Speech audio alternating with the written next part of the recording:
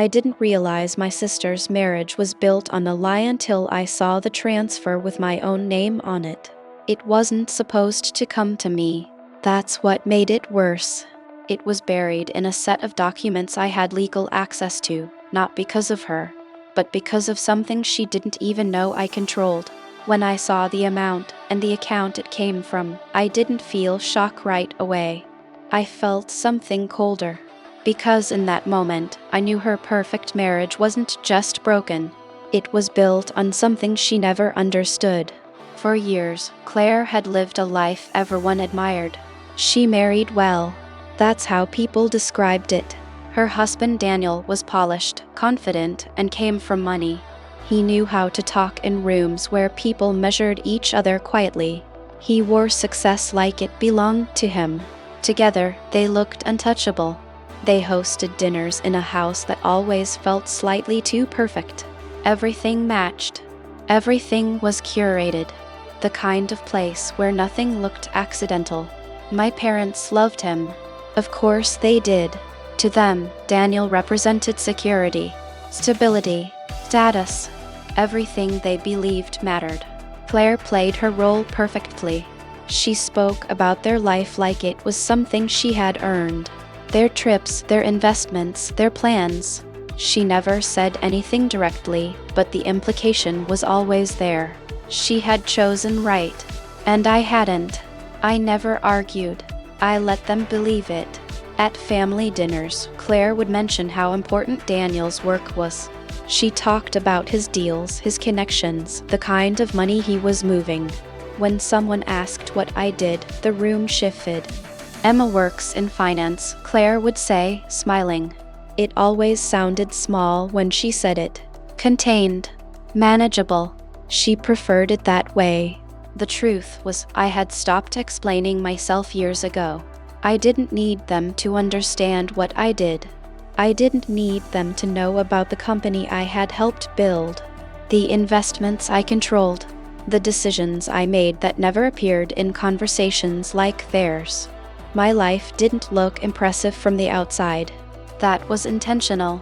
Claire measured value in visibility. I didn't. The first time I noticed something off about her marriage wasn't dramatic. It was small, a comment she made without thinking. We were at lunch, just the two of us. She was talking about Daniel's latest deal, something about a new expansion, new partners, bigger numbers. Then she said, almost casually, "It's complicated sometimes. The structure isn't really mine to question." I looked at her. "What do you mean?" She shrugged. "Daniel handles most of it. It's easier that way." Easier. That word stayed with me. Claire wasn't someone who gave up control easily. She liked being in charge of how things looked, how people saw her, how her life was presented. Letting someone else handle everything didn't fit. Not completely. After that, I started noticing more. Small things. She never signed anything herself. Not contracts. Not documents. She deferred everything to Daniel. When I asked about their joint accounts once, she laughed it off. "He takes care of that," she said. Again, that same pattern. At the time, I didn't push. It wasn't my place.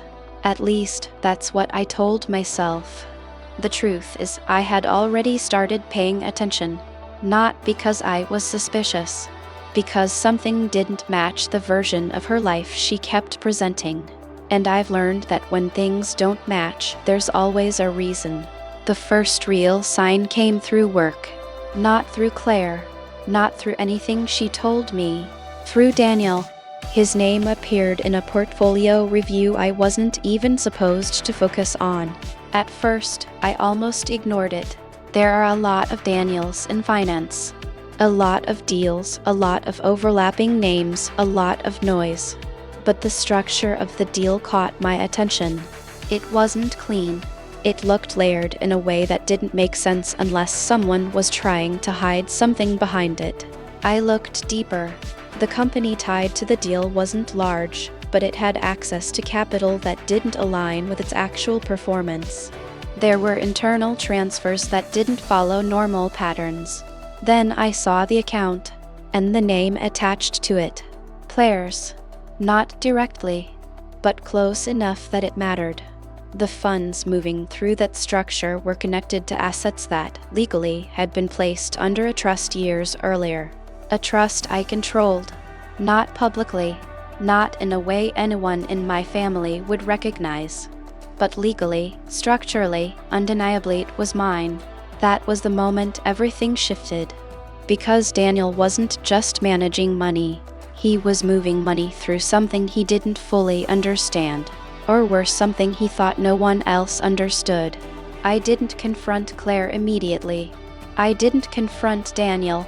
I watched. That's what I've always done best.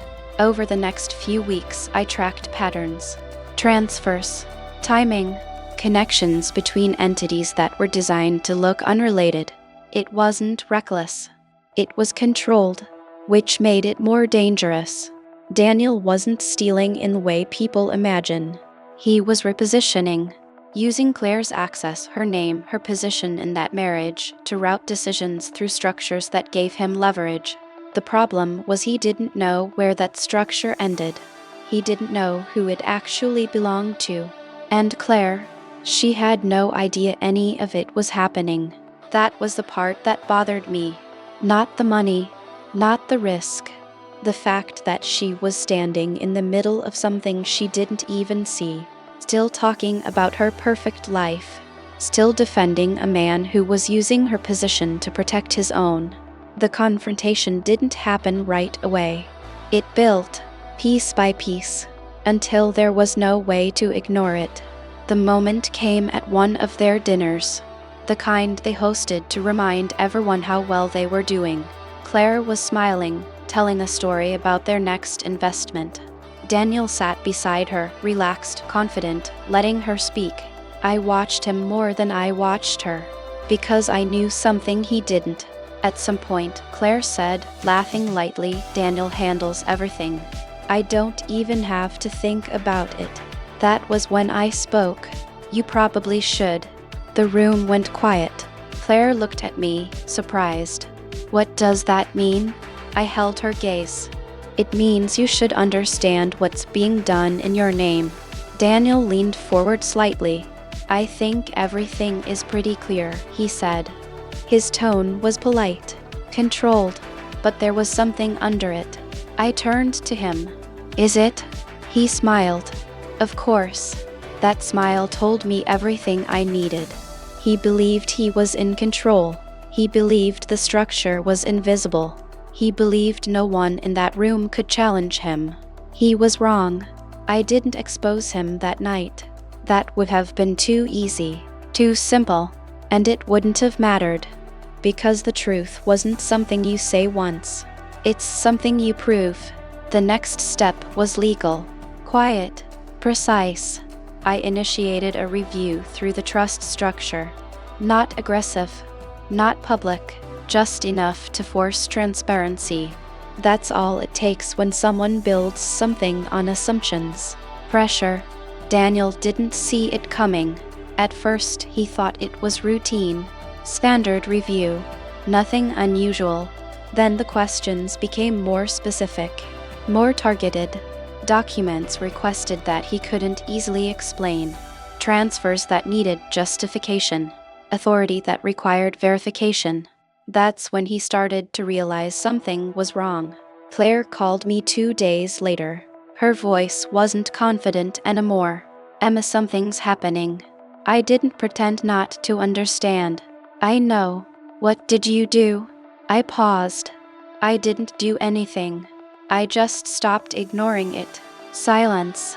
"Daniel says it's a mistake," she said. I didn't respond immediately. "Do you believe him?" Another pause. "I don't know." That was the first honest thing she had said. The confrontation happened the following week. Not in a dramatic setting. Not in front of a crowd. In a quiet office with documents on the table. Daniel sat across from me, no longer relaxed. Claire sat beside him, tense, trying to understand what she was looking at. I placed the file in front of them. Everything you've been moving, I said calmly, goes through a structure you don't control. Daniel's jaw tightened. That's not accurate. It is. I slid another document forward. This trust, I continued, is the controlling entity. Claire looked at it, then at me. What does that mean? I met her eyes. It means everything tied to it answers to me. Silence. Heavy. Unavoidable. Daniel tried to recover. There's been a misunderstanding. There hasn't, I said. And for the first time, he didn't interrupt. Because he knew. The room changed. Not emotionally. Structurally. Power shifted. Claire looked at Daniel, then back at me. You knew? Yes. How long? Long enough. Her expression broke. Not in anger. In realization.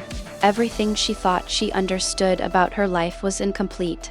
Daniel didn't argue anymore. He couldn't. Because the proof was there. Clear. Final. The aftermath wasn't explosive. It didn't need to be. Daniel stepped back from anything connected to the structure. Quietly. Carefully. Because drawing attention would only make things worse. Claire changed. Not overnight, but permanently. She stopped speaking in absolutes. Stopped presenting her life as something perfect. Because she understood now it never was. We never had a dramatic reconciliation. No apology that fixed everything. No moment that made the past disappear. But something did change. She stopped looking down on me. And that was enough. If there's one thing I've learned from all of this, it's this. People don't see the truth when everything looks good. They see it when the structure underneath starts to move. Claire thought she had a perfect marriage because she trusted what she could see. She never questioned what she couldn't. And that's where everything was hidden. The truth isn't always loud. It doesn't announce itself. It waits until the right moment. And when it finally shows up, it doesn't need to explain anything. Because by then everything else already has.